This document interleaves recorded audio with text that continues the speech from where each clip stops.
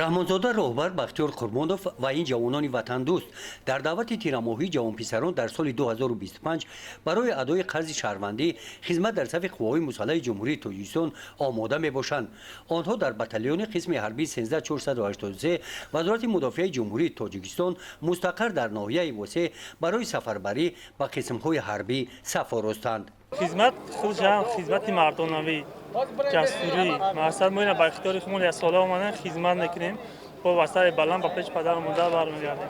خدمت یک قرض است. خدمت ما جوانان باننگ با ناموس باید خدمت وطن مادر را ادا کنیم.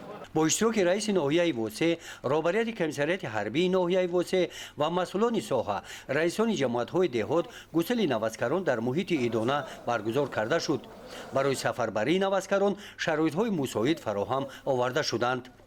گزارش خوجا نظریف، خدای نظر ظهورов از ناحیه واسع برای برنامه اطلاعاتی نوید.